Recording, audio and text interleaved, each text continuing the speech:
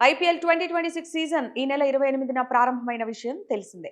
అయితే ఈ సీజన్లో ఎంతో మంది కీలక ప్లేయర్లు పాత జట్లను వదిలి కొత్త జట్లకు వెళ్లాల్సి వచ్చింది.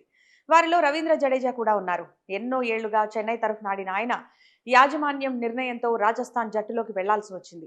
ఈ క్రమంలో చెన్నై సూపర్ కింగ్స్ నిర్వహించిన పాత కొత్త ఆటగాళ్ల రీయూనియన్ వేడుకలో రవీంద్ర జడేజా, ఎంఎస్ ధోని ఒకరితో ఒకరు మాట్లాడుకోకపోవడం సోషల్ మీడియాలో పెద్ద చర్చకు దారితీసింది.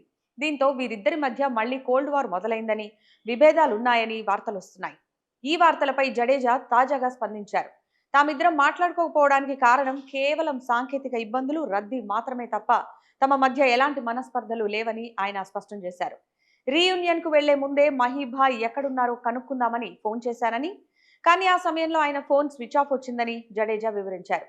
వేదిక వద్ద కూడా విపరీతమైన రద్దీ ఉండటం, వేర్వేరు కార్యక్రమాల్లో బిజీగా ఉండటం వల్ల మాట్లాడుకునే అవకాశం దక్కలేదని తెలిపారు.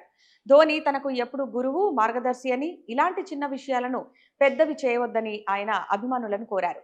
గతంలో 2022లో విభేదాలొచ్చాయన్న వార్తలకు 2023 ఫైనల్ విజయంతోనే తెరపడిందని ఈ సందర్భంగా రవీంద్ర జడేజా గుర్తు చేశారు.